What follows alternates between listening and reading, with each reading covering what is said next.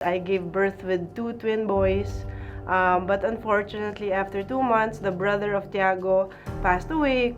He was having difficulty with a lot of the tasks given. Parang eventually that was a diagnosis given.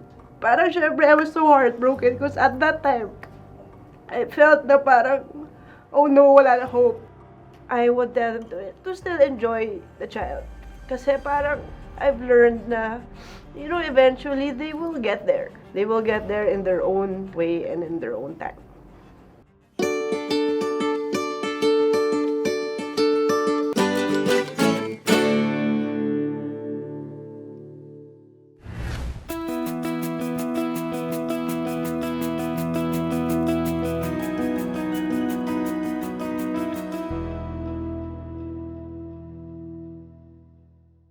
I'm Maggie, Ak. I work as a business unit manager for a retail company. And my awesome child is called Tiago, and he's 6 years old. So actually, the backstory of Tiago is pretty long. So we got pregnant with twins. I gave birth with 2 twin boys. But unfortunately, after 2 months, the brother of Tiago passed away because we had emergency surgery for him. Naiiyak na naman ako. But anyway, but when Tiago was growing up, siguro early on pa lang, mga 6 months, oh my gosh, naiiyak na naman ako. Anyway. Sorry. So early on pa lang, 6 months, the pedia noticed that he wasn't sitting up. So syempre, it was our first child, so we didn't really know the developmental stages right away. Oh my gosh, I didn't expect iyak ako agad. Anyway, so we didn't expect the milestones right away, but 6 months pa lang, parang he wasn't sitting up na. But syempre, at that time, our parents were saying na it's not naman the standard, na eventually hahabol naman or something like that. But our pedia was pretty adamant that we should see a DevPed already. So we actually had very early intervention with the DevPed, with the therapy. So we were very early in that. But at that time, he was only diagnosed with global development delay. And then we started therapy at 10 months. But he was pretty delayed with everything, with sitting down, with crawling, which actually he skipped. We just followed everything that we were told. So see DevPed, we had occupational therapy early on at 10 months. We even had physical therapy.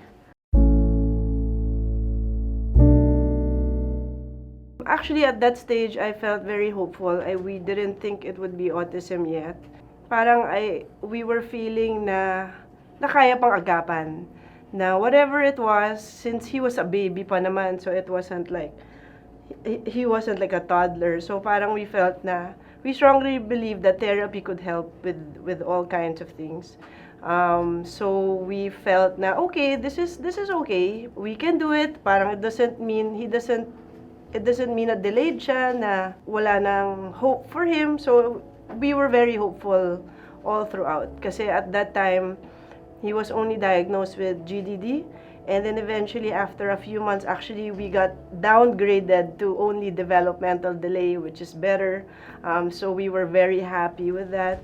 And then, actually, the pandemic came. He turned about 2 years old.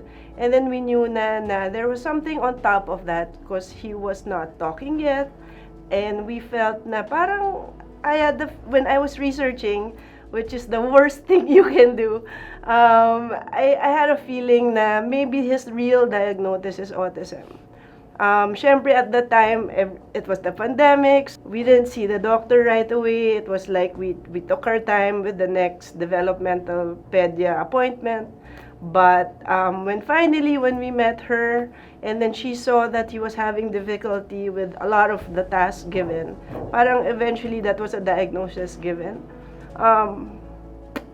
And iyak ko naman ako. And of course, parang I knew it na talaga as a mom. And parang syempre I was so heartbroken because at that time, I felt na parang, oh no, wala na hope. Parang okay, maybe the therapies won't fix it. But so yeah, at that point of time, it was very hopeless, I guess. And syempre, it was the pandemic, so we felt very isolated from everybody. So yeah, there. Kakasabi ko lang, di ako iyak. But yeah.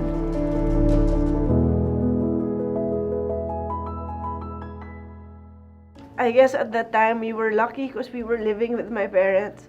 And syempre the cost of therapy is very high. But we were like, okay lang, sige lang, at least may something or someone that can help him, and like we were very happy with that. But we were lucky enough to always get slots, because that's one thing, it's to be able to afford therapy, tas at the same time, minsan, wala nang slots dun sa therapy center, so that's another struggle.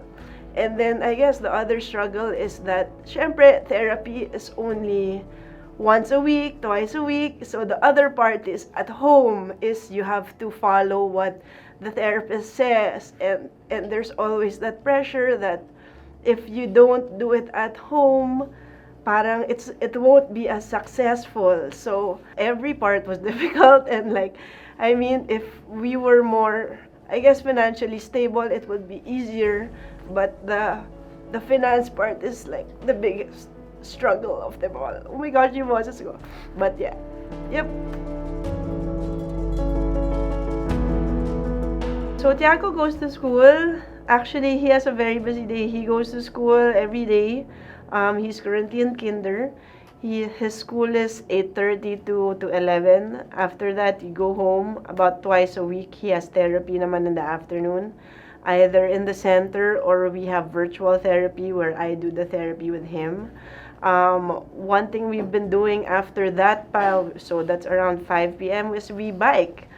We've been biking around our condo with myself, my yaya, and his little brother, Diego, who is 2 years old.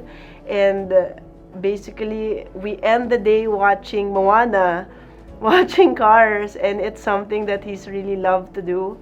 And compared to before na parang wala siyang likes, we always end it with movie time. I don't know if it's good because it's screen time, but at least it's something that our whole family loves to do. And parang it gives a break from the pressure of doing activities. Walang screen time, walang ganyan. But it works for us, so I mean, we love to do it, so that's our thing.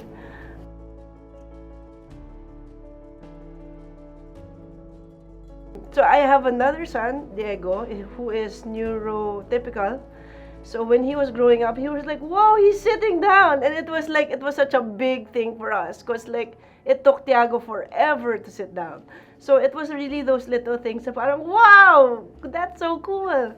And then, but Tiago, also the fact na parang mas stable yung walk niya, or like simple things like he can walk up the stairs without being held. It's such a big thing for us. Parang, whoa, Tiago, good job! And a simple thing as the speech, because Tiago is nonverbal. So the fact that parang he's able to say some vowels like parang it's such a, whoa, good job! Parang it's such a big thing. So I think that's the biggest thing that has changed in me as a parent. And I feel like it made me also more mature. The fact that there's so much other things that's more important than the little things.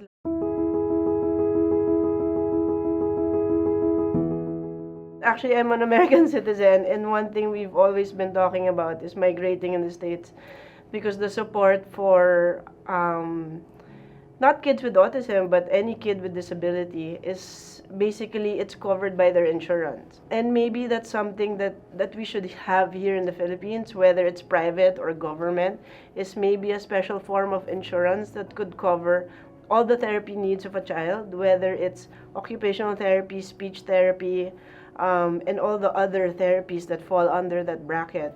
And on top of that is also the doctor fees that actually add up to it. So I guess if there would be something that could be done, it's support for that, apart from the normal PWD eligibility that just gives you 20%, but it's like there's so much more that can be done, I think.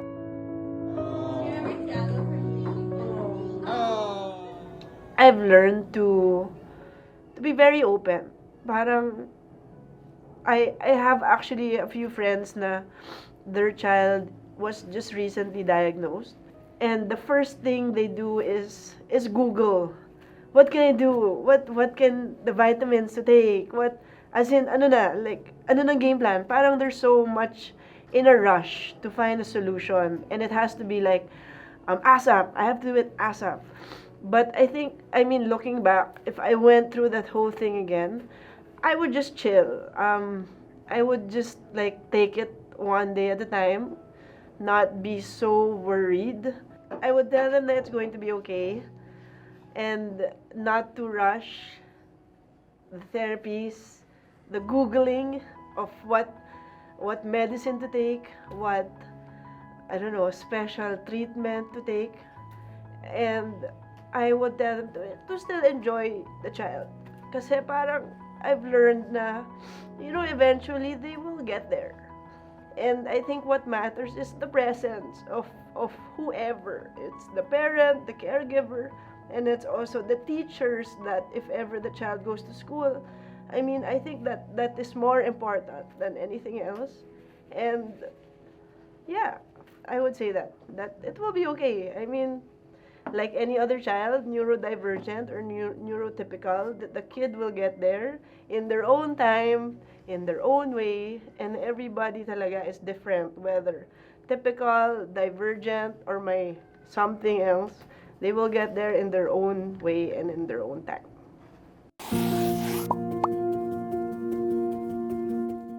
One thing lang that is always said is that, kasi special kasi siya. So, I don't think they're being mean, but I think parang it's like, okay. So I think, sana lang, I guess, for others, it's whatever word, parang, I think people are trying to be nice, but it's also, I guess, people that have kids with autism are still a little sensitive, whatever word they're being used. So I think that's the meanest, but I don't think it's mean.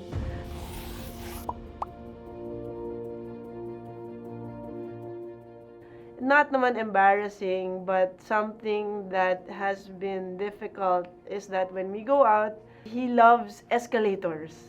He loves it. So actually here, when we entered the mall, he was like, wow, heaven, escalator. So one thing that's sometimes difficult when we go out is when he rushes through escalators. It's hard to control him kasi he wants to hop on the escalator even if the escalator is going the opposite way. And then people are looking na, ano ba yan? Ano ba yan? Hindi niya ba kaya i-handle yung kid?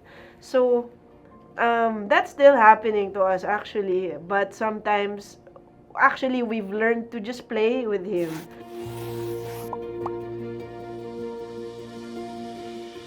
May yaya, napaaway na siya. I mean, not super away, but like, I remember there was this one, because Tiago likes to turn things around. And I think there was this one kid that wanted to take him away from that turning thing in the playground, and he pushed Tiago. And may yaya, medyo alpha eh. So parang, I think pinagsabihan niya yung yaya ng kid na parang, oy, yung alaga mo, ano mo ha, parang ganyan mo. I guess sensitive lang talaga siya na syempre na natulak yung alaga niya, and iniisip ng yaya ko na at the level of Tiago pa is not like any other kid, so baka he might react a different way. So, may mga ganong instances, but thankfully it has not happened so much. If I had an awesome superpower, I would be a super mom. And I guess that's being a super mom is being everything to Tiago. It's being a great mom, being his therapist, his teacher, and ultimately, something that we want to happen right now is I want him to be able to talk properly, to be able to explain himself. And that's one thing as a super mom I would really want to do for Tiago. To be honest, I wouldn't, because it's really hard. I mean, it's something na, like with my friends that have kids, I would never want them to go through the same. Iyak na naman ako. To go through the same, kasi parang it's hard, although it made you appreciate the little things, but it's something that hopefully nobody else goes through. So I guess if I had a second life, of course, you would want things to be easier, better, or something. I don't know. So yeah, I guess that's a short answer to that. Ausome Stories is supported by Milo Speech Buddy. Download now and get your free trial for the month of April.